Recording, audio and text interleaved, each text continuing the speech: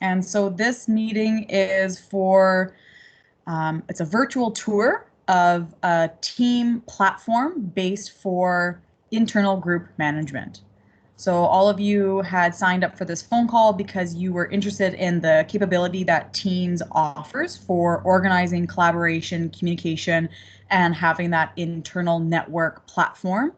And so what we've done today is Andrew, once again, has mind mapped the layout of Teams. We have a first rubber group example, and then first Cedar Hill was very keen to get going on this, and so Andrew was able to clone the Teams layout, which we're able to do for every group on this call, who's interested, to clone our skeleton that we have so far.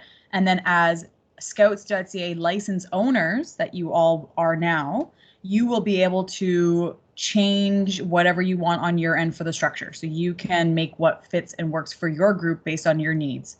Every group is different. Some have Sea Scouts. I know we have like Oceanside Scouts. I know we have like camper heavy Scouts, like based on what your Scout culture is like in your group. That's probably how you will be structuring your channels and areas of topics and interests.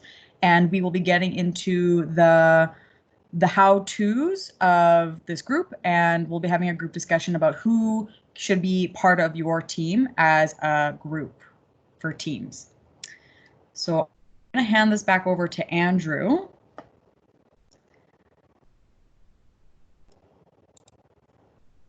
Great, I'll turn my mic on. And how do I sound today, Alex? You sound much better and you're not frozen. There you go. Who could be frozen in this heat? Right? Yeah. Oh. Okay, so I'm going to now share a screen here, and so make the magic happen.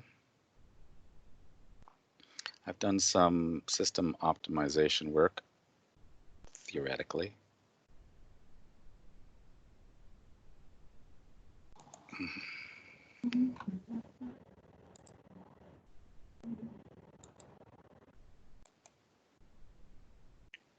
I click this button, and I should go to screen share. Probably just loading. Don't worry, we'll edit this out. Okay. Do you have a beep button as well for all the swearing that we're about to be doing? Yeah. I could probably do it. You're going to really expand my video editing skills over here, Stephen, if I have to beep out all the swear words. I'll just make a quack sound every time somebody has a little potty mouth slippage.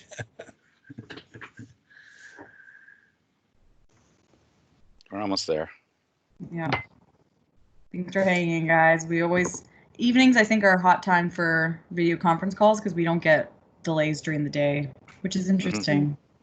The other thing to know is the more cameras you have on, the laggier it gets. So if you actually turn off cameras, then you might find less lag. Okay, let's try that. Thanks, Jen.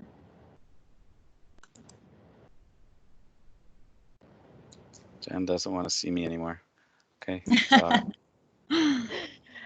We have a class that started last week, and there's 22 of them in it. When they went down to 3 people with cameras on, everybody's feed was just fine. The more people they added, the slower it got, and the more laggy it got. Yeah. Okay, so you should be seeing my screen here, which entitled Teams for Scout Groups. So just taking a quick jump over to Microsoft Teams itself. Last time we were together, we talked about this particular team itself, the Cascadia Group Commissioner Corner, and went over the issues with that. And we talked about what the various channels are that might be useful, and those have been gathered up. And Alex has presented them to you for discussion in the portfolio. Oh, I guess you put it in general for the discussion around the Commissioner Corner topics. These are the topics directed office hours for Alex that she's presented in the Commissioner's Corner. And under General in the Commissioner's Corner, I think she uploaded the channel topics that you guys all voted on, and she's been asking you to go back in there. But we're not going to talk about the subject areas underneath this team today. We're going to be talking about a team for your managing your own scouting group. And so just to talk about basics again, all a team means in Microsoft Teams is it's a collection of members who have access. All the magic happens down in the channels. So we've got this template that we've developed for a for work of a group committee in support of a group and their scouters. And that's so all of you who are interested in having your own team for your group would get a Cascadia Dash group name team.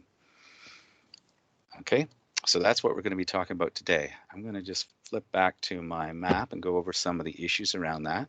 So we're going to provide this skeleton team for you, and that's what I was just showing you, the rubber boot. Topics we want to go over and consider as we add this new tool option to your repertoire as group committees and group commissioners are I'm going to ask you to think about how your current tools are working for you. Of the folks that you think of in your mind when you think about your scouters and your group committee members, are they going to be able to use the technology? Are there any barriers to the usage that would need to be addressed? What other tools are you still need to keep using? We've all been using email quite a bit, and many of us have our own group websites. This doesn't supersede all that, but it may do various components of the communication or the internal data collection a little better. Facebook's very popular with scouts for groups and smaller groups within collections within a group, private Facebook groups. So what does this mean in relation? Some fancy pants scout groups have been using Slack or Discord to have meetings and have communication threads. And also Scout Tracker, which is huge for section level management and organization, parents, and tracking the youth accomplishments and the program delivery. So those are the tools you're going to be thinking about. And then as you build out your team, do you want your group support scouter to be part of this the team for your group or not? It's up to you. And some consideration about the privacy issues in communicating and managing stuff in a team. So I'm just presenting that to you right now. We'll loop back and talk a little bit about that when we've had a bit of an exploration of the actual team skeleton we're proposing. So we'll take a look at first rubber boot. New groups are just basically cloned from that structure, and then you can customize it however you think is going to best suit your own needs. It's for you to be a useful tool, and you don't want the tool itself to be a monster that you have to feed. It's got to give you back some value, for sure. Right now, just in talking with Alex and with a couple other scouters, we're kind of positioning it for use by the group committee and scouters for inward-facing collaboration. It's not something you might have all your parents and all your youth be part of. This is basically an extension of your coordinating table, and I have a group committee model in my brain that I use, and also for the scouters and their coordination of their sections and the interactions between the sections for the linking things and the larger group good. We should probably have a discussion about where the section leadership becomes part of that, i.e. the youth leaders in there, that under the new scouting model.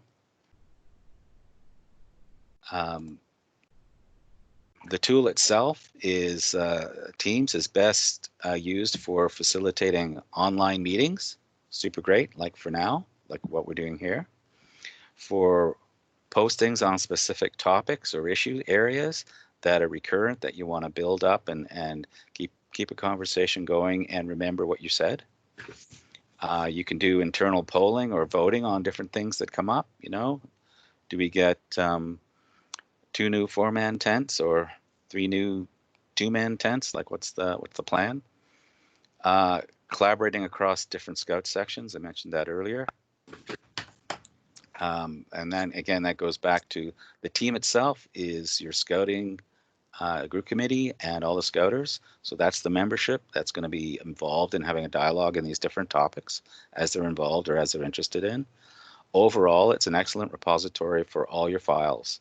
You know, your spreadsheets of your budgets and your minutes of your group committee meetings, or your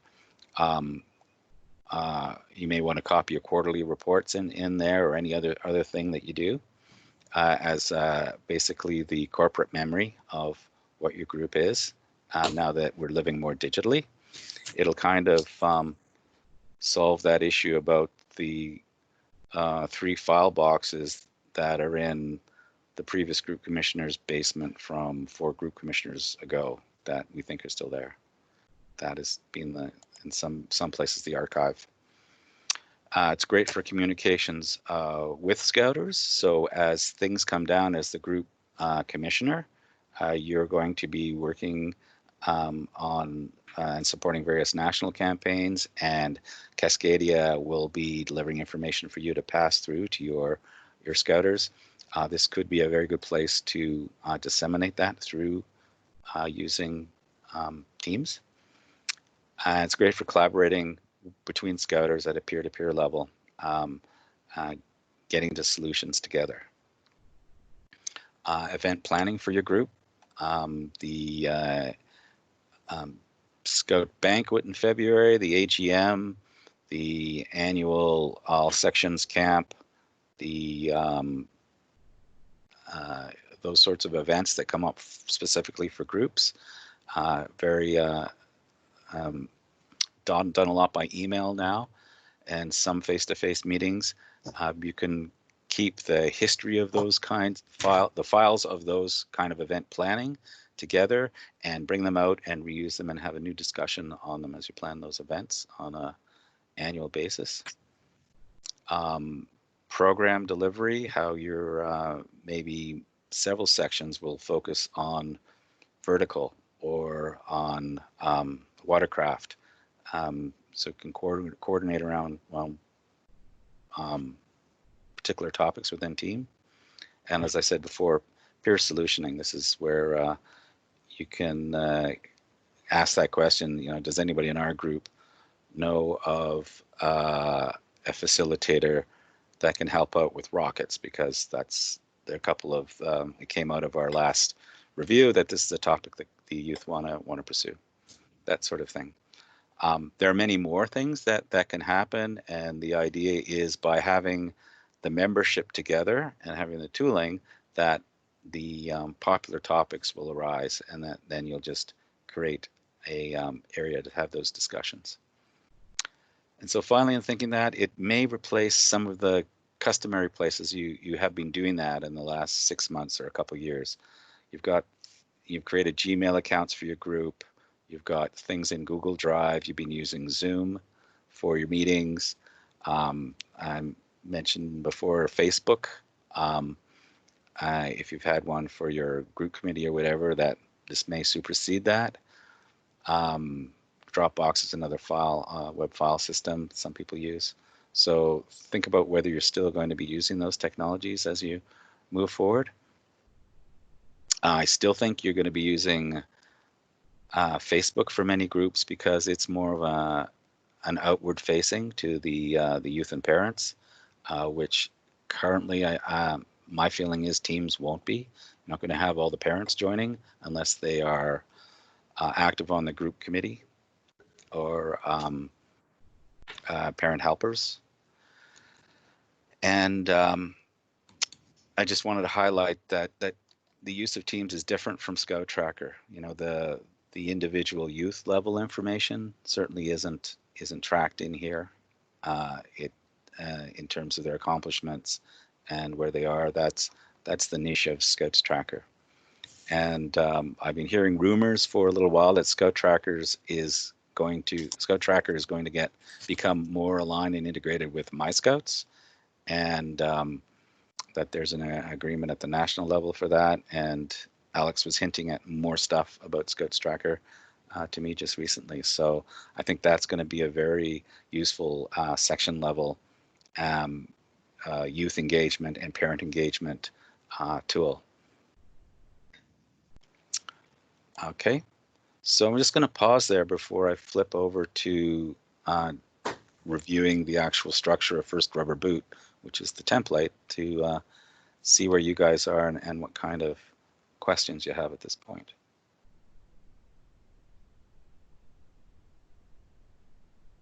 One at a time. And feel free to throw your questions in the chat box as well. Yep. I can moderate. But if we feel like you're good and you want to learn more, just throw a thumbs up in the chat or raise your hand, because I know not some of you are still guest users here, so you can't do the thumbs up fun stuff. Huh. Yeah, don't tell everybody we cut the thumbs off guests. That's probably a good thing. Not gonna go so well. Great. Okay. Oh, Dave gave a thumb up. Excellent. Okay, so let's go over and look at First Rubber Boot. So every single team that gets created in Microsoft has one default channel in it. It's called General, and you can't rename it. So it's General. When I click on General, what happens is it pretty much posts a running commentary on all the administrative stuff that happens within Teams that's working here. And this Andrew guy has been very busy playing with this. You can see down here, I even added another Gmail account as a guest just in order to explore the difference between coming in as a member of the tenancy, and by that I mean as a scouts.ca person with a login like that, versus coming in as just a Gmail person as a guest outside of the tenancy and seeing what the privileges were like. In this structure of channels, topics, I guess you'd call them, they're kind of sorted into clusters, and that is a hack of just putting these leading characters in front. Otherwise, it would all sort alphabetically, and so the things wouldn't necessarily cluster together very well. So in the hierarchy here, hyphens come before exclamation marks, so they all get sorted to the top. There's only one hyphenated thing there right now called Group Committee at the top. There's a suggestion that there's a group commissioner layer, which is basically a topic channel that the group commissioner for this particular group will hang out on, and anybody who's a member of this team can kind of start chats with the group commissioner there. All these channels are open, and any member of the team can look at the conversations going on within any of these channel chats, and that's just an openness that it has. If it's a private conversation you want to have, you switch from the team itself into the chat, and you chat one-on-one or one-on-two with individuals, and that's not available to everybody in the team. It's available only to the people on the chat. But the general openness, just having discussions by topic, helps people learn from recurring questions that come that the group commissioners talking about here. Sorry, group commissioners talking about, and also when I click on that, the group commissioner can leave files up on there, you know, which might be something he's written out after the 30th time he's told different individuals how to do an outdoor activity report. What's the new name for the outdoor activity report? This is a quiz. It's I can't remember it. It's something I have to write down. But the you might have instructions or directions there or whatever. So this is basically the group commissioner can keep stuff there that he wants everybody, or she wants everybody to know. As you can see, Dave was playing with this. He commented on layers, and I defined what it was for him in this little chat that happens under there. Scouters channel, channel that might just be of interest to all the colony scouters. Likewise, company, crew, pack, troop. And then an events channel where events are discussed, or Scout Popcorn, a suggestion. You might have other fundraisers. You might want a bottle drive channel where you keep all your standard how-to files on how we run a bottle drive, and discussion about the upcoming next bottle drive, and what the trick is to getting an account opened with the bottle depot and all those sorts of things. That whatever you do, that would kind of happen within a fundraising channel if you wanted to create one like that. And then we just put in some very common topic channels related to the operation of the group. An equipment channel, there's always a quartermaster and stuff related to equipment, so you could keep in this channel what the current state of your equipment is, current inventory, and have discussions around it. You may want to negotiate, have some process for negotiating who's taking all the tents this coming weekend. Is it going to be the Cubs or the Scouts or the Ventures, and kind of figuring out equipment allocations, that sort of thing. And it doesn't all go to the group that meets earliest in the week at the hall who grabs them all. That would be the Ventures. And other suggested topics: finance, the meeting facility, and the registrar gets lots of recurrent questions about things, so put that in there as well, registration. So this is a structure. I did clone one for City Hill, and I'll show that in a minute. So the interesting things here, like I said, let's look at this one. Here you can have linear discussions that form threads. So Dave opened up one called Layers, and I replied to it, and it just kind of gets tucked in right beside it, and I could reply to that again, and say something else witty, you know, like let's see.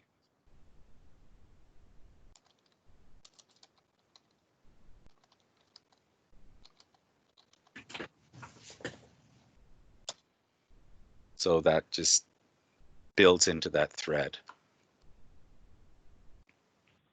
around that topic, and anybody in the whole group could have access to this thread and provide their expertise and comments and support around whatever the topics are. Or use emojis, exactly. So right now, I would really love for a few other people to say a few things who have experience with Teams and what they think about the presentation of having all these topics here, and talk about maybe a few of the examples of how useful it is. For instance, just one example is if I'm having a discussion with Dave about layers, I may want to bring in somebody else into this discussion, and so I could directly ask Alex by doing the @Alex for her opinion. This does two things. It puts the question into the thread, but it also pings Alex directly because I've directly mentioned her in here.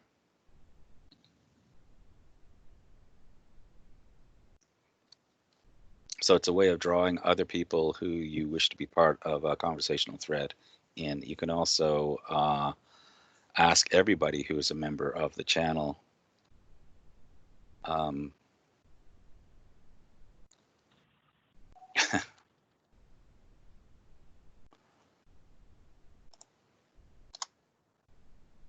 so you can ask everybody who's following the channel to make a comment.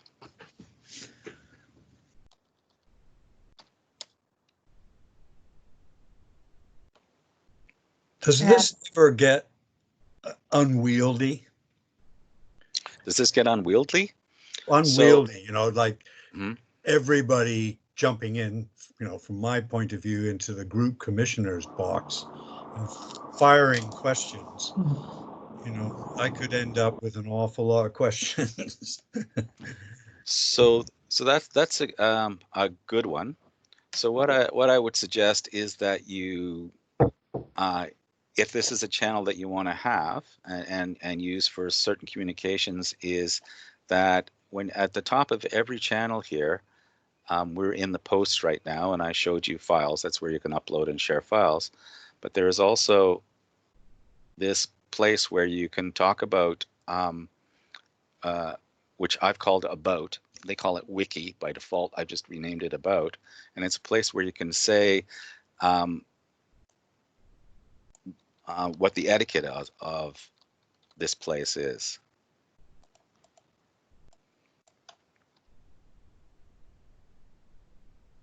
And you can say, you know, that GC looks at this at least once a week, you know, and basically however you want folks to use it. And that can be a statement that is what this channel is used for.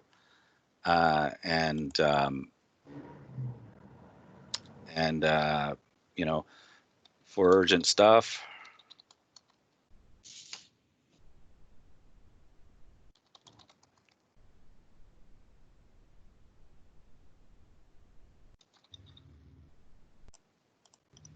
And you know, I've pasted in. If you want to get in touch with me, open up a direct chat, which will ping me rather than have me then put it in the layer. It's however you want to use it.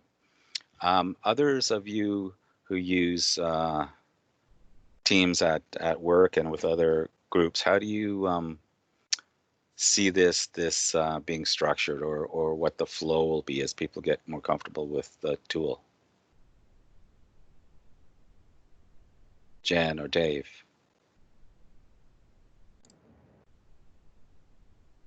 Well, we have not used the channels as much within the staff part of work, but our students use it all the time.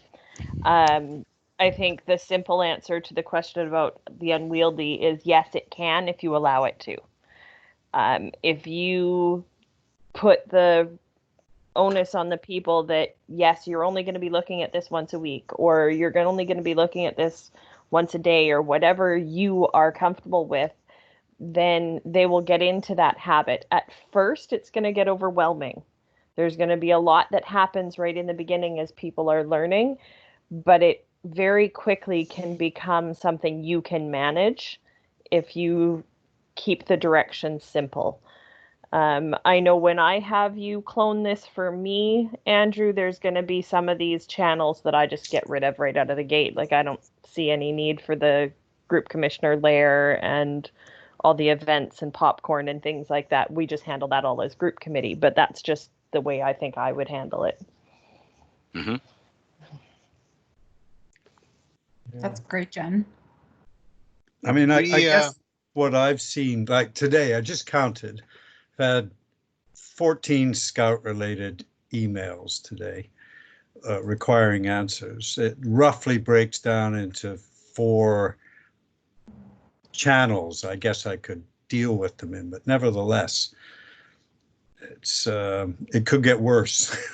That's my fear. Well, Fortunately, Stephen, it's not unusual, I would say. the benefit, Stephen, is that since people are emailing you, no one knows what anyone else is asking. So when you have this type of collaborative chat platform, someone who asks a question might be a question that somebody else was thinking and emails you about as well. So I find actually that it doesn't get too out of hand on this platform when we've been using it with our GSS team. Like we have 8 on our team. People usually will message me directly if it's an emergency, but otherwise they engage when I engage as the leader of the team, basically. So when I engage or ask a question or start a conversation, that's when the answers come in. And it usually is great to set parameters from the get-go when we have a meeting to introduce this to the whole group. For those that you want to be part of the team, it's just like talking about expectations and how it runs down. But I find that you will probably have less emails and probably less answering to do in general, because there's a lot of people whose answers will be asked and answered in the main channels. Does that make sense? It does, yeah, a bit. Yeah. I mean, I'm still interested. I can see it's a great tool, and I really like the idea that all the stuff that I'm doing right now is spread out over different topics that won't just disappear when my hard drive implodes or whatever. So, yeah. Well, the other thing, Stephen, I've found, like, because we're a school that I use Teams with most of the time, I deal with a registrar and I deal with a bunch of different departments. So using the Teams means our admissions team from all 9 campuses has one place where our director can give us information. And it took probably a month before we all got used to going there instead of sending the 50,000 emails that we would. And now instead of her getting the question from me, well, when is the next start for this? How is COVID affecting this? How is this happening? She's got one place where she's answering that for 10 people instead of having to then field my email and the next person's email and the next, which is what Alex is saying here. So it will take your crew a little bit of time to get used to it too, but it is something that they will get accustomed to if you give them that direction. And I think that will take a couple of sit downs with them or a couple of clarifications. Hey, great that you emailed me that. Next time, put it here. Or great that you emailed me that, but instead of me responding there, can you go post it in the Teams so that I can reply there so everybody can see it? Right. Yeah, there is a learning curve. And this is where I step in supporting you in GCs for that are using this platform for group management, where we can work together. So to help cultivate this as a habit, right? Like it really does come back to just training new habits with how we get in touch, just like Jen said. And so that's where I come in to support you as your scouting relationship manager. So I'm here to ensure that this tool is getting used to its maximum for what you guys want individually, which comes about in our one-to-one calls. And then there's also our own personal, the GC Group Commissioner Corner team, where you guys can connect with each other about how the experience is going, connecting with your groups. And we can create a private channel actually for that type of conversation, because not everyone has opted in to use this as a platform for group management. So we'll have that as well. And we found that is the same thing we use for the GSSs. We do one-on-one check-ins with that, and then we have a private channel for them to discuss how tasks that we assign to them, like group health checks that we do on a quarterly basis, how that experience is going. And if anyone has any suggestions or tips or tricks to get connected with their group commissioners that are having a bit of a challenge.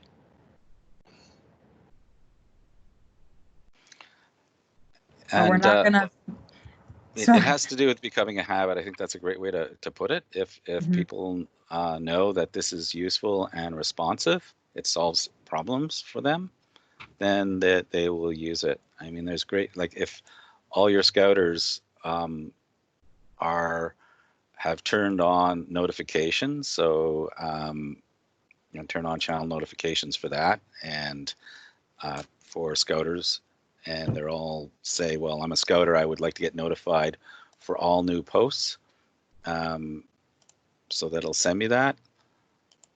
That means for me now, anytime there's an entry in this, I'm going to get a pop-up on my desktop or in on my smartphone where the app is, that's come out. So if then if the group commissioner wants to let all the Scouters know something, which is typically done now by email, and you may probably do that still for sure until people finally tell you I don't want the emails anymore. But you can then do an announcement in here, and you can make it a either a new conversation, which was what we were posting before, but you can actually make an announcement, which allows you to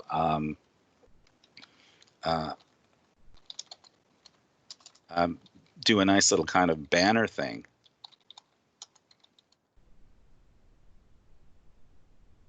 And then you can put in, Scout Year Starts. Exactly, because if you send this type of information out via email, you'll get a lot of replies where your replies are applicable to many people on the thread, but most people don't even reply all in their emails. That's something funny that still doesn't get mastered at any level in any organization. So kind of having it all there and concentrated in one spot, people can always come back to it. And it can never get lost in an email inbox, because we all know that a lot of people have many different email accounts synced into one location.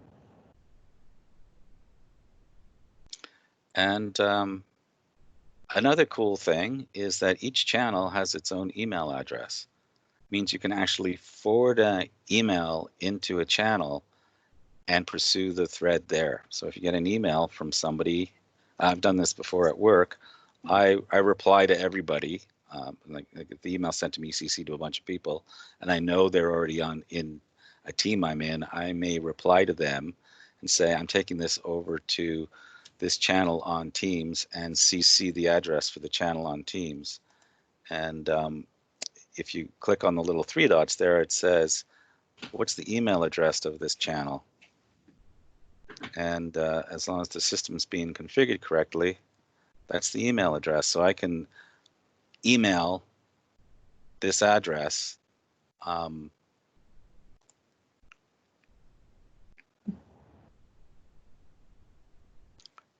I usually do it with a forward, because the reason I'm emailing it is because I'm forwarding, but the whole contents of it, but that will now show up. It doesn't matter where I emailed it from. That was from my Scouts account, but it could be from your Gmail account or wherever. And as you can see, it's popped in with that subject line from email, 2 Scouters at First Rubber Boot. It knew because I used that email address.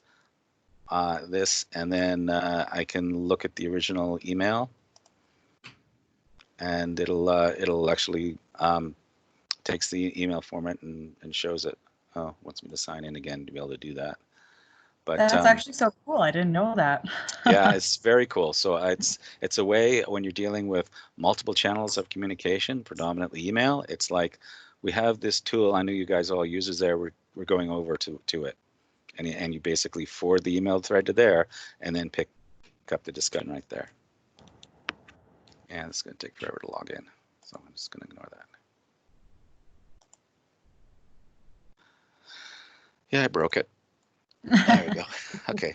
But anyway, it puts the content of the email right into here. So that's kind of cool as well.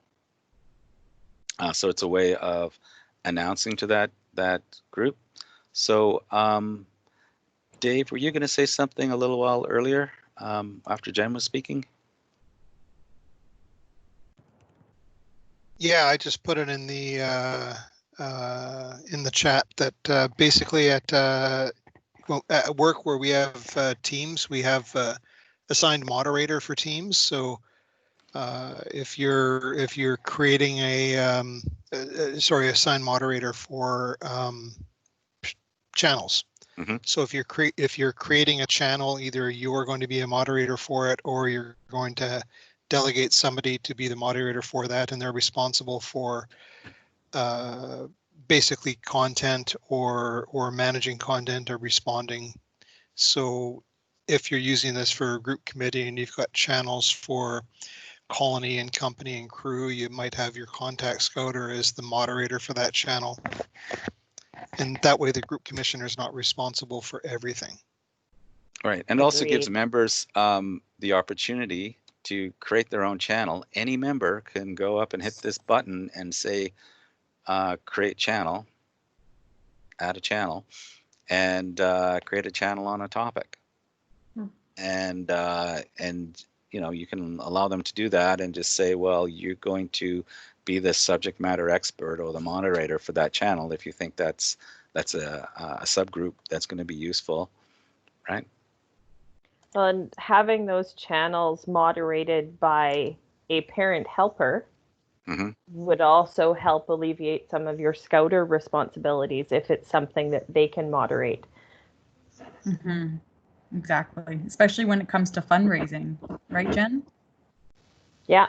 Yeah. Yep. And I mean, one of the number one things that we hear from people is, I can't commit to being a full-time scouter, but if you need admin help, let me know.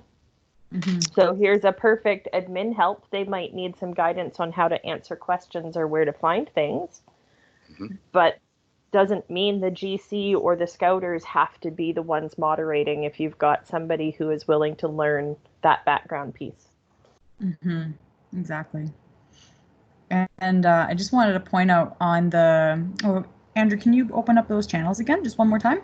Yep. The one thing that we notice is that we've had some GCs talk about that they have challenges with getting updates on sections. You know, we don't expect GCs to be in person to every section meeting. You know, that's just way too much, especially for our larger groups that have quite a like the full scope of all the sections.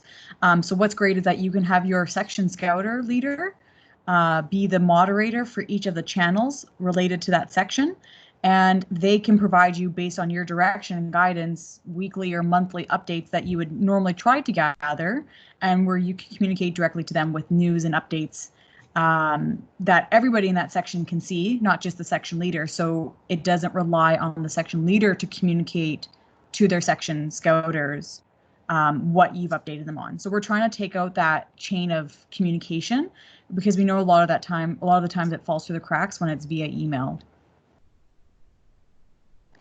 Yeah, and now I'll show you just the what the cloning process did to create for Cedar Hill. I just had it hidden here. I will unhide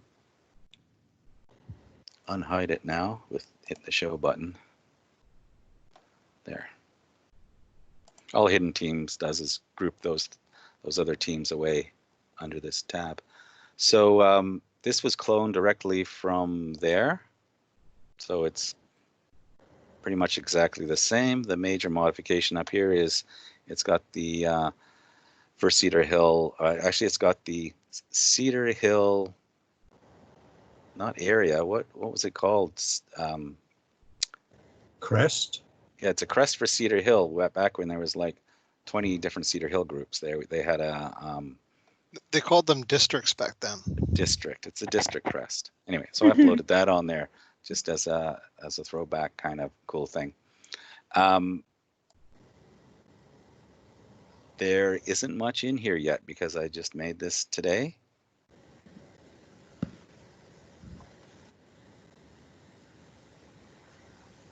And what I created was an about statement, like I talked about earlier, that just said under the about tab for just general about for Cedar Hill, it's about this is to support the functioning of the Scout group. It's just something that, and of course, I pegged my group commissioner as the person to, you got any problems with this? Go talk to Dave.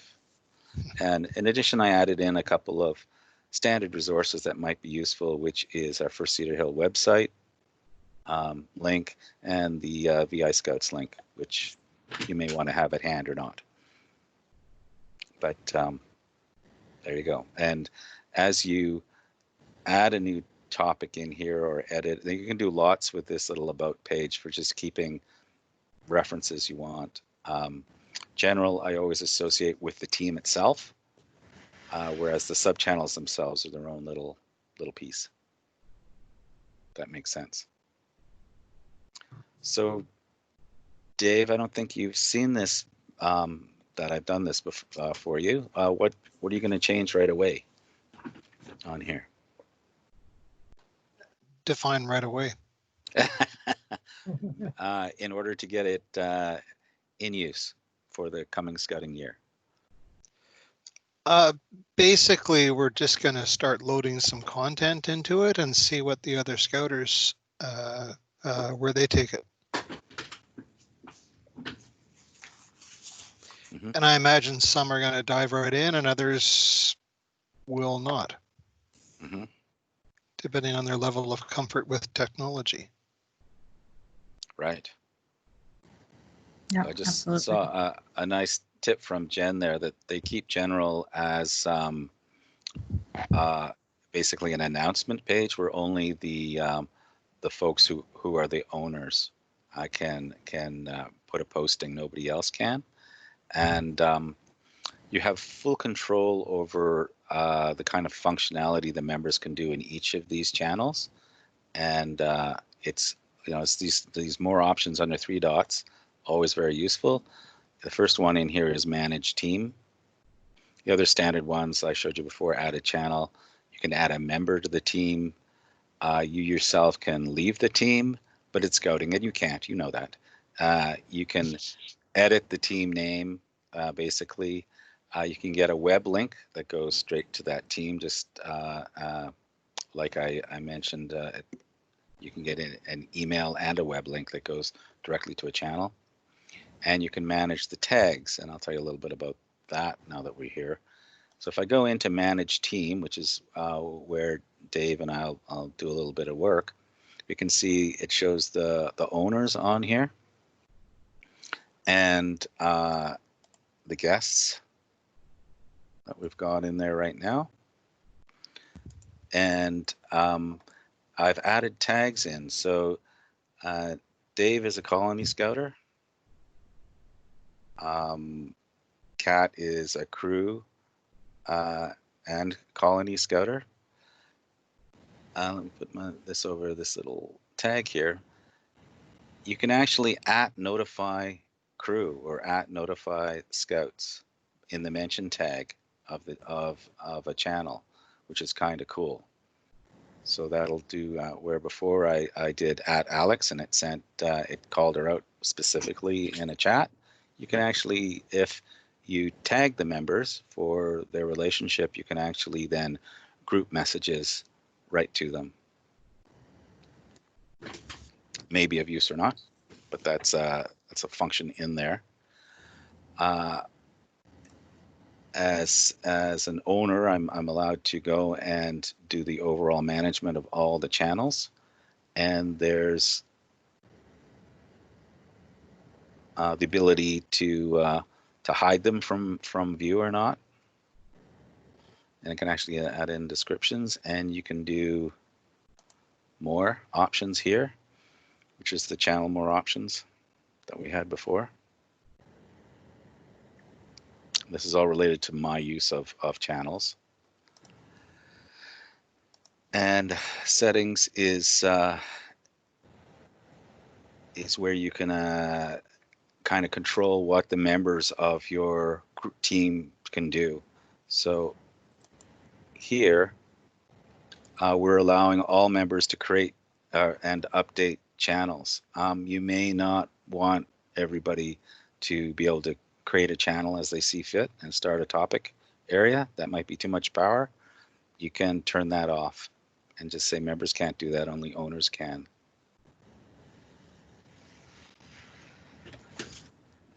So this is where we got the full control. And what I'd like to do is work with a few of you to come up with recommendations of what you think a good starting configuration for these kinds of things are. Can Andrew, I you have a just, question. oh, sorry. No, go ahead, Stephen. Go ahead, Stephen. run past me anyway, the difference between an owner and a member. Sure. So the owner has special privileges in managing the team, right? So they become the person who can change these settings. Not everybody in the team can change the team picture. You know, Right. Yeah, just the person, the owner who's managing the team does that. So and so here are the member permissions that only the owner can set for other members.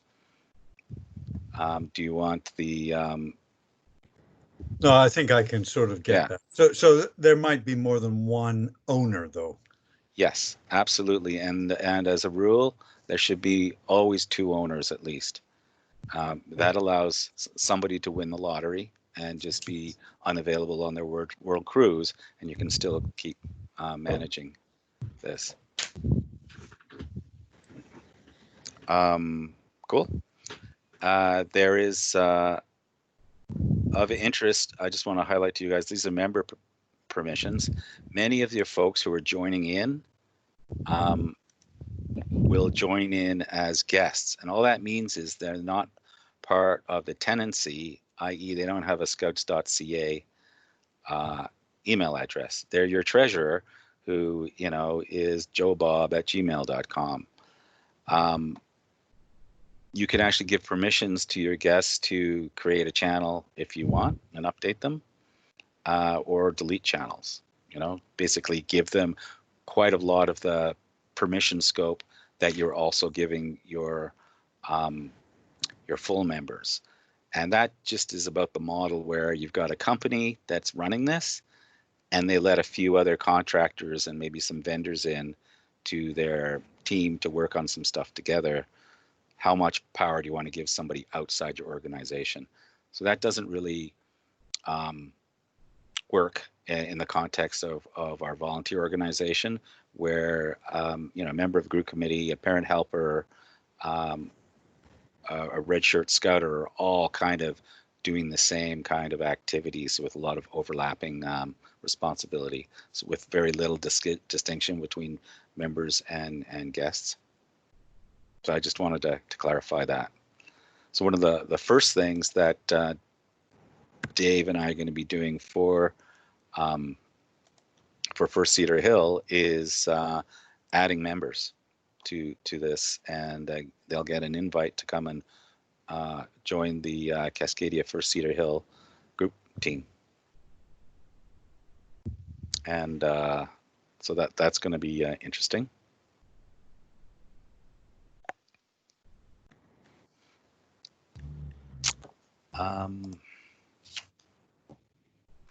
So we talked about what this can do, and we'll clone this structure that we're talking about for you guys, and I hope to improve the structure over time as we find, well, most people don't really need that many subtopics. The equipment one never gets used. Let's just drop it from the ones that groups will get over the time when they come on board, because it's better. And I'd like to work with some of you, as I said, and create some directions. Alex, do you want to talk about any of these things or other things that were on your notes? Yes, and actually Theo had asked the question, and he just said who's going to be part of the team. So is it going to be group committee, scouters, parents, youth? And so I actually wanted to discuss that with the group, to discuss pros and cons of each kind of cohort of members that you could add. So I'm going to steal the screen from you, Andrew, if that's okay. Carry on. Okay. So I have made another mural, just like our last conversation, for collaboration. And so, as you're probably wondering, you're like, who should I add to my team? What do I want to do? And I would suggest that small steps is the best way to go. So if you're very new to this, very hesitant, never used Teams before, I would start with just group committee. That is the most basic form of the leadership team for any group anyways. That's the best way to organize them, and to have them help you also kind of integrate and reinforce the engagement and usage of this as a platform. If you're feeling pretty comfortable, you can also add your scouters for your sections. And then there's a lot of other options that you can do. So I believe it's a given that group committee will be members of the teams. And then I was hoping that we could discuss as a group what would be the pros and cons of adding your scouters to your team. So if you want to just throw pros and cons into the chat box, and then Andrew can read them out to me just because I can't see them right now. And then you can actually answer any of these, pros or cons for youth leaders, pros and cons for scouts. So this could be the older sections. I believe Jen said that she was doing older sections only as well. You can have the parent helpers. So that could be your parent volunteers that are helping on the admin side or the fundraising side. If you find that they don't have a really good means or platform for organizing other parents to help with the fundraising component. But like I said, this doesn't all have to be added in. You can progress as you get more comfortable with the platform, as you get engagement from each of the cohorts. So these are cohorts as you add them in. So for starters, we think pros for any activity yet, Andrew, on the chat box? Nope. I'm not seeing. Come on, guys. Okay, come on, guys. Pros and cons of any of these. Oops, this one keeps. So if I was going to think of pros for scouters, streamlined communications.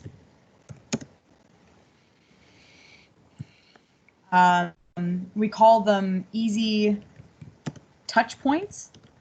So you don't have to try to text them or phone them or email them or anything like that. Like the touch points become in a centralized location where all the information is stored. And we all know that scouters recruit other scouters. So Tammy suggested that in terms of broadcasting information, the ease of communication updates to all scouters. Mm-hmm. So if someone doesn't have a cell phone with them and doesn't turn their computer on, they miss out on that ping. Does it just keep pinging until they do pay attention, or where is that notification? It would be a when they turned on their smartphone, for instance, and the app fired up, they would see a little red number in the corner, just like we see when there's a pending chat, right? So there would be an indication that there's messages waiting for them. Mm-hmm. Yeah. Let's see. Theo wrote, I'd worry about privacy to Scouter rule if we involve youth and with private chats and stuff like that. That's certainly something to be aware of, and it's part of our code of conduct. Yes. And so when we onboard this platform to the Scouters, it would be reinforced that if there was any chats with youth, that there would need to be 2 Scouters on it. So it would always be a group chat, Theo. And I can show you what that would look like to do that in just a second. But that's, yes, absolutely. The 2 deep rule, our code of conduct, still applies to this platform. Okay. What would be the pros, cons of having the older section scouters? So older sections, scouts, like for the kids, the youth, the older ones, like scouts and up, or venturers and rovers. Do we have any pros or cons of that? I think the pros is that there's opportunity for you, like leadership opportunities. Mhm.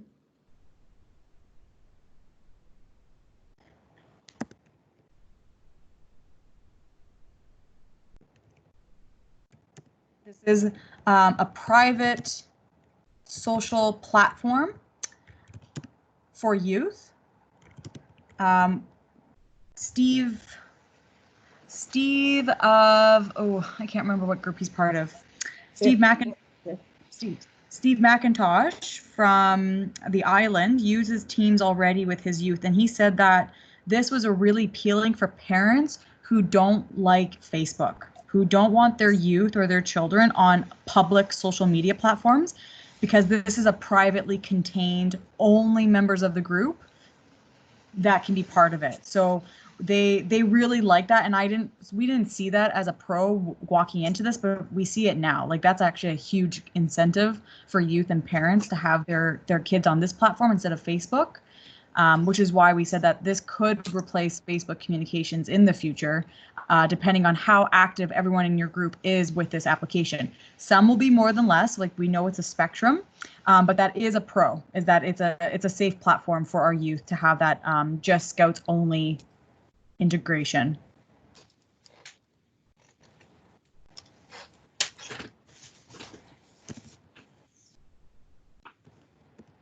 Are there any cons? I added managing the 2 Scouter rule. There can be mistakes that are made, where maybe someone forgets.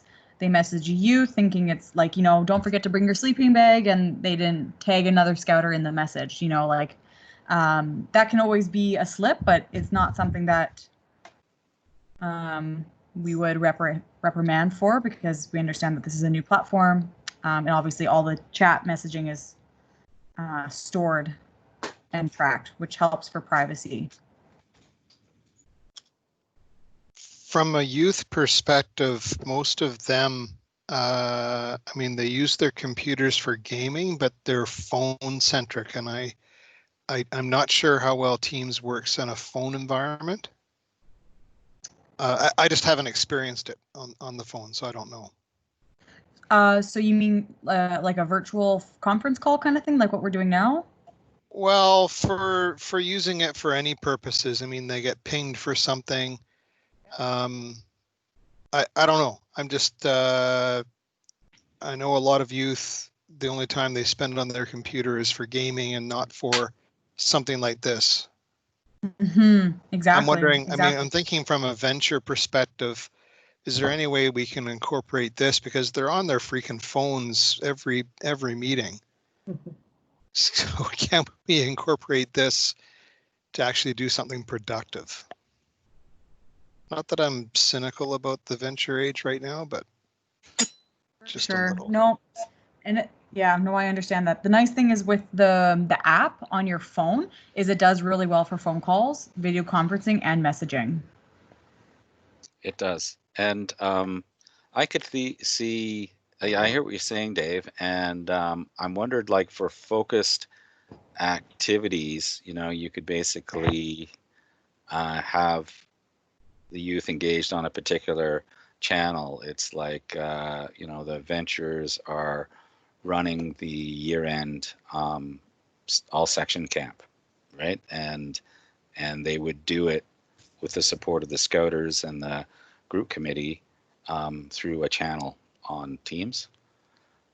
Might be a way to do that, but I couldn't see that. I'm not necessarily convinced that they would find a happy collaborative home on Teams as part of the first Cedar Hill group committee run group. No. Okay, so I think we have some good ones. So I think this is good to think about as you expand. Theo, you've laid out exactly kind of the plan that we were hoping to see, where you start with group committee, your section Scouters, and then see how it goes, and then you can expand based on how it's going, right? Like, these are just options for those that are ready to roll. But we did want to kind of discuss so you can all see the pros and cons together, because some of you have answers like building digital literacy. I didn't think of that, so that was a great addition from Tammy. So moving on, youth leaders. This one's a bit different. So some group committees have youth representation at the table, which is the should-be's at this point with the Canadian path structure. Are there pros or cons to having youth leaders on this platform, and maybe youth leaders before any of the section scouts that are on board. So this would be for the youth leadership team, or the whitetail. I'm not as familiar with that lingo because I'm very new to scouting, but any pros or cons with that? Would they be kind of the same as the pros for the scouts? Older sections being signed up, so they have leadership opportunities, private social platform. They have the platform to engage with the group committee that the group committee is using. Might be a way to draw parents in. Okay.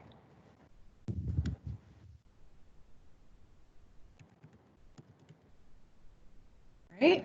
Thanks, Grace. I'm going to copy and paste some of this because that applies.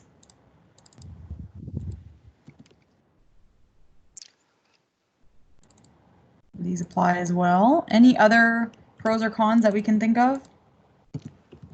Yeah, it's Andrew. I'm trying to think how that would work. We do have a tradition of rovers and venturers coming to group committee on a semi-regular basis, but definitely when they want to ask for money, that they're very much encouraged to show up in person and make a presentation for the event they're funding, how much, what would be the program value in it, how much they would like group committee to support them, how much of their own fundraising are they putting in, or their contribution from individuals, those sorts of things. If much of the work is happening through teams of a group committee, then, you know, I would see certainly for the venture and rover delegate to group committee being involved. What do you think, Dave? Sorry, I gotta check. Yeah, I'm not muted. Yeah, the delegation aspects is probably one of the, you know, it's a lot of work to get something like this off the ground, but it's going to pay off in spades 6 months down the road if everybody embraces it the way that I'm hoping they do. Yes. And that it will take time and it takes support, which is why we're here. We're not going to just leave you guys, throw you into the wolves and figure this out for yourself. So, yes, just like you said, Dave, like in the long run, this will be better for our group management moving forward. But this is new, and new adoption's always been challenges for everybody.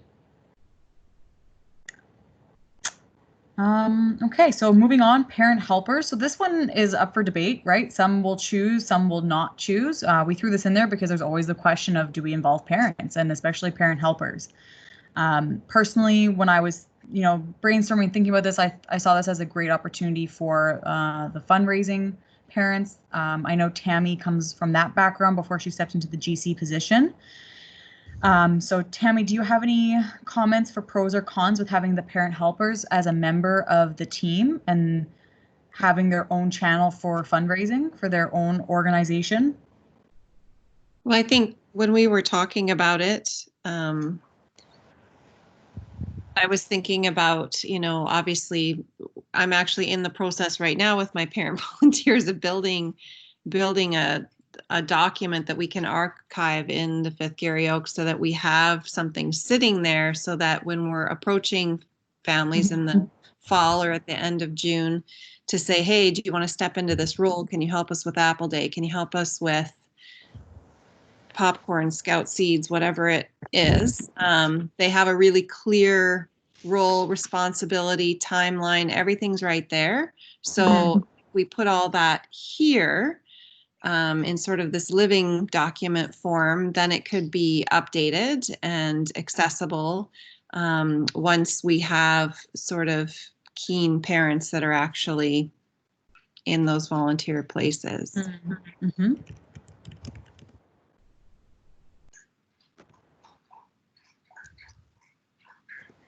And it just creates a streamline, just what I think it was Jen that had mentioned, just being able to streamline everything so we don't have texts and emails and phone calls and all this stuff to aggregate and then dump it into one place. This is just the place where we go and everything is.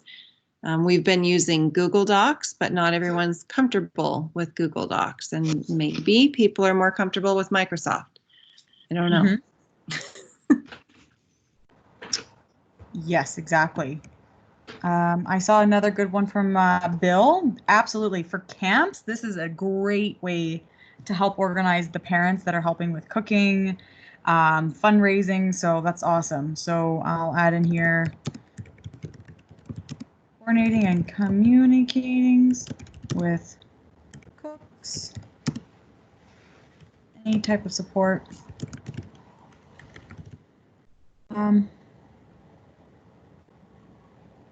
And yeah, so parent access could be too much cold. Did you mean cold or too distracting and difficult to manage? Too much info and it could be distracting, I think is what that says. Too much. Could be distracting. Yeah. This would be if parents are super engaged, right? On the platform, like they might be cold. I mean, they might be cold. They might not be like on there at all. Or they might be like super in it, super keen and having a lot of opinions that, yeah, spelling is hard, but they could be having a lot of. Could be difficult, could be distracting. Yes, Yeah. yes. I added that the could in there, could be distracting if parents are super engaged and opinionated. But we all know parent helper is the gateway to red shirt scouter. So on the pro side is that to get parent helper engaged on a platform like this and to see the breadth and support of other scouters and other volunteers through the group committee, whereas prior, you know, they as a Beaver parent might have been involved in with one or two other scouters, 5 or 6 other scouters and one or two other parents in particular activities, that this could be an opener for them to say, well, this is a vibrant community and I want to engage with. Yes. I'm going to do the equivalent of raise my hand because I can't figure out how to, if that's okay. Of course. So I guess I've spent a couple of entrepreneurial short careers trying to build things like this specifically for businesses to do exactly what they do. And the consistent problem is always adoption. And so, I mean, I know, for instance, we used TeamSnap for my son and my daughter's baseball last year. And everybody but 2 families was great with it. But that just meant, as a coach, I had to email and text 2 families, or they never showed up where they were supposed to be.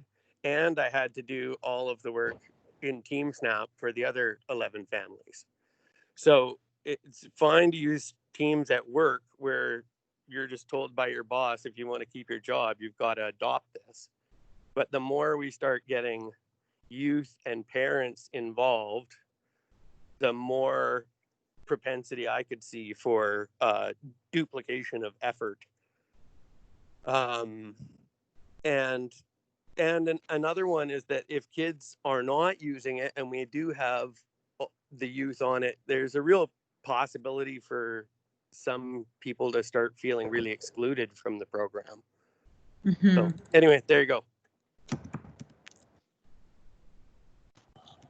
That's great.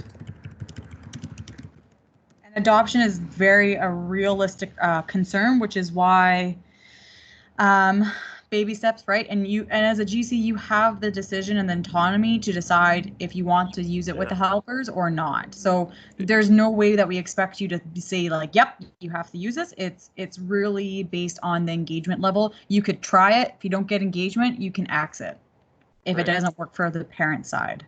But yeah, I guess I'm also wondering though, sort of how Teams covers that in terms of like, if I know there are people out there that aren't using the chat, or the channels, et cetera, but you want to get the notice about a camp out to people, does it have the ability to send the email to people at the same time as we're doing all the rest of this stuff? Andrew, do you know, because you know how you can link an email into Teams? Can you link Teams into it out as an email? Yeah, so I guess it has to do with the role here. So if we're just thinking of the role of parent who needs to get information on what the youth program is that they're going to be involved in and this or the event, then that is generally handled through our ongoing communication through email and through the some groups have been very successful of using Scout Tracker for that and getting parents logging into that and involved. But in terms of but when the role becomes not just parent but parent helper, where they need to coordinate, so there's not just receive information as a parent and send back on a permission slip or whatever, but actually coordinate to make an activity a success, then in that role, I can see, Teams, hopefully they would step up into something collaborative like Teams rather than just bouncing emails back and forth. But, Theo's right, the adoption and getting 100% buy-in isn't going to be there. It just won't be for everybody. And that's, and there is a risk of leaving some folks behind, and we've got to think about that a little bit more. In terms of emailing out, there are, yes, you can attach bots to certain channels that will queue on announcement messages or whatever, and will redundantly blast that out to an email list. I'm pretty sure you can set that up. I haven't done it, but it's I've worked in Slack and in Rocket Chat and some of these others cloud-based tools, and they allow you to set up very sophisticated triggerings to try and cover that off. Yeah, no, me too. And I actually quite like Slack in general. But it does tend to be, I guess it's the question of how big does your net go with this thing. Like I can pretty much force my group committee to use it. I can pretty much force scouters to use it in a really, really nice way where they never even know that they're being made to do something or else. But the broader the net that you cast, the more difficult that gets to be. And I just hate to think that you start to have youth showing up and four kids are sitting over there talking about the thing they've been chatting around all week. And one kid doesn't have a phone yet. And they're sitting there going, huh. Right?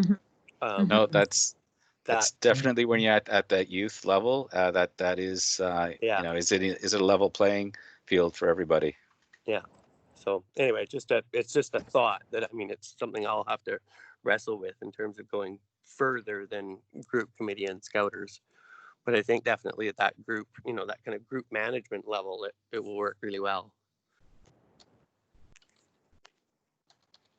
And I'm really glad you asked that question, Theo, about the emails being sent out from Teams. I think that's super helpful. If we'll get Andrew to look into that to see if that's capable, and then we'll make a little training video if Microsoft doesn't already have one on how to do that, because then you won't have to do it twice.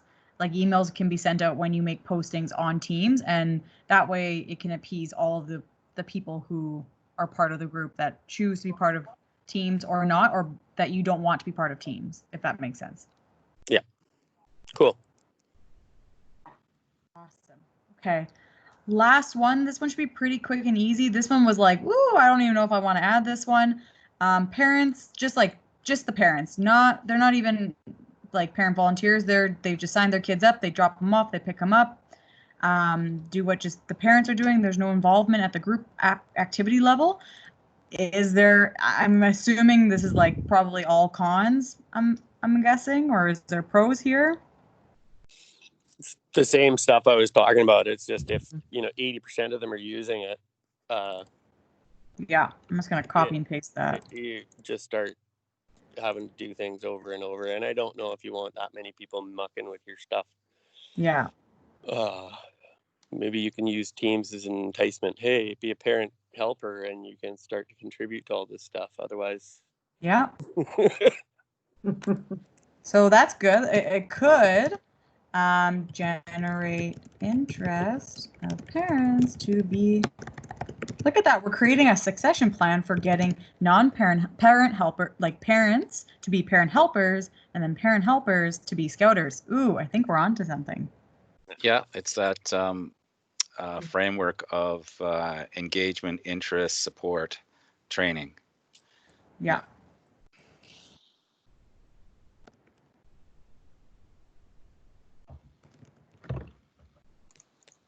Okay, so I think we covered a lot of really great points on this. I will screenshot this and make this available. It will be part of the rubber boot. We'll have it in the about section. So when we clone the groups for the rubber boot group into other groups, you will have access to this. So you'll always have these notes moving forward as you consider with your group committee team or your group committee team, who you want to add in and when. And then you can further discuss the pros and cons, but I think it was good to kind of lay this out and discuss it as a team. So, Andrew, back to you. I don't have any more on my task list to discuss, and are we on time, Andrew? Are we pretty much covered? I think we've covered enough for now. I mean, I'm happy to field any questions from folks, but I think that's probably enough. It's going to be more questions will come up as folks start learning. I know that there's 2 or 3 folks who want to get a cloned team for their group right away and to start working with it, and then we'll probably be able to build some best practices guidance to support how to onboard your group committee, how to pros and cons of using it in different ways, where the big payoff is that we think in terms of effort for reward. Mm-hmm. Exactly. So as we're wrapping up this call, can everyone throw into the chat box if this is something you want cloned for your group? It doesn't mean it has to be live, but it's there for you to access and start building out. I will be jumping on phone calls with you for one-to-one support, and we can work on it together.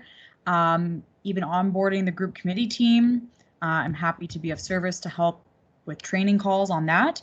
But it would be really great to get a gauge so we know what level of what we need to plan for meetings in the future and kind of getting everyone ramped up. And so Andrew also knows who to clone for what.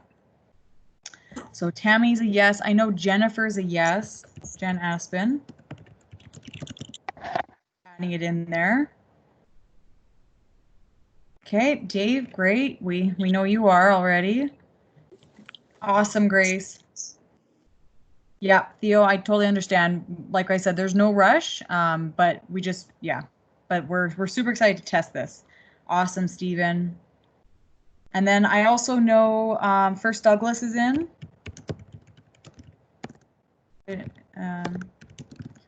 Which was Bill Dean. First Douglas is great. So I think that's everybody, if I'm correct. Did I miss anyone, Tammy? Not for First Douglas, Bill Dean. Yep. But First Douglas is my group. Oh, sorry. I might have read the text, like the thread. Bill Dean is. Okay. Which one's Bill Dean then? I don't know.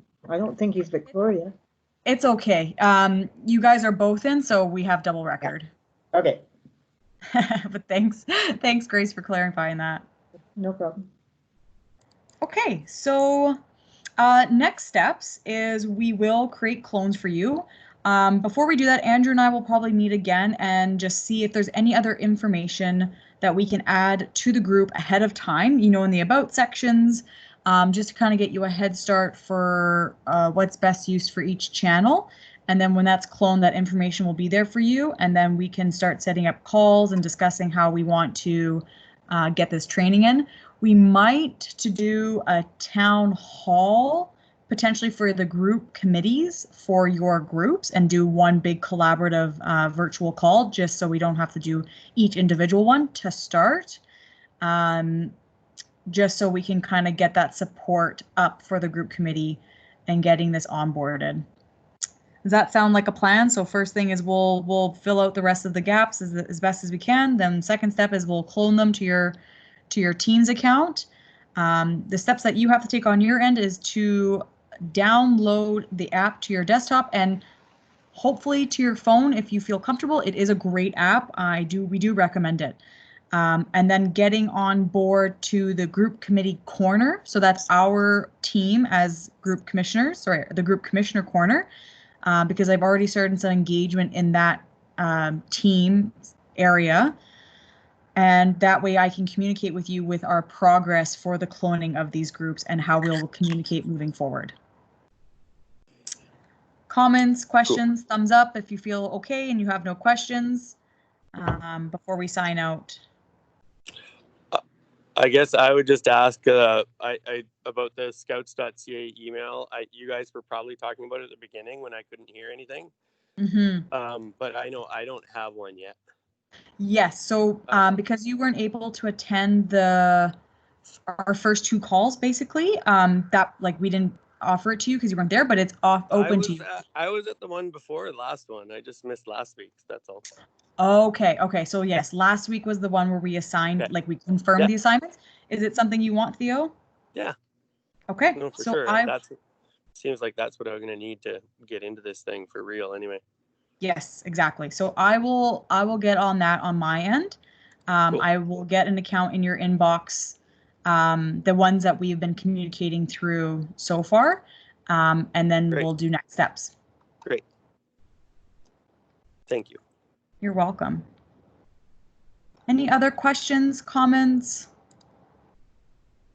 Thumbs up if you're still excited. I know it's scary. This is all scary for everyone, but we're doing this as a team. You have Andrew and I.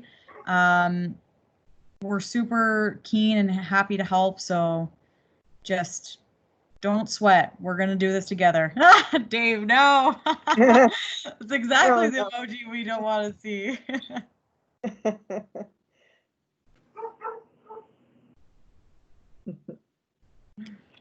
Awesome. You guys have been so awesome. Thank you so much for taking your time again. Once again, I know we've been doing these calls every week. So we really appreciate you taking the time and joining us and being open to this new technology, this new wave of future. Tammy, great question. That's going to be something I'm going to throw into for discussion when the timeline for the group committee will be. That's going to be based on a lot of people's schedules, but I'm assuming it's going to be the end of July, beginning of August. But that will be discussed as group commissioners in our team, in our group commissioner corner team. So that will be thrown up for discussion, but great question.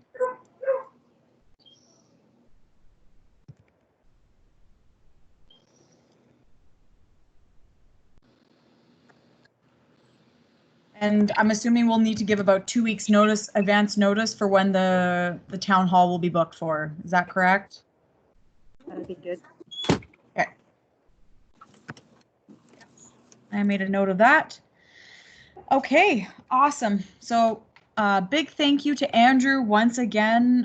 Brainchild of his. He's been creating these first rubber groups and clone groups and really doing an amazing job of thinking in the position of himself as a scouter, working with his group commissioner Dave and getting his perspective and insights. So big shout out to Andrew. He's been really an all-star in this whole collaboration for Teams for you guys. So thank you so much. We will be in communications with you. Keep checking your Teams for the group commissioner corner. That's where we will be doing most of our updates. I will be reducing email conversations with all of you because that's what we have to do. We have to lead by example. And so I'm going to be the start of the leader here and get you guys to get on that platform, build new habits, and then you'll feel much more confident building this out for your teams for internal group management. And you are all free to go. I am hanging around if anyone has any questions, But otherwise, I hope you all have a great night. I have a question. For sure, Grace. Just on the list of who's involved, everybody, I'm listed as a guest. What does that mean? So you signed into this call with your personal email, not your scouts.ca email. Oh. And that was because I didn't get your email to you till today. Gotcha. Okay. Yeah.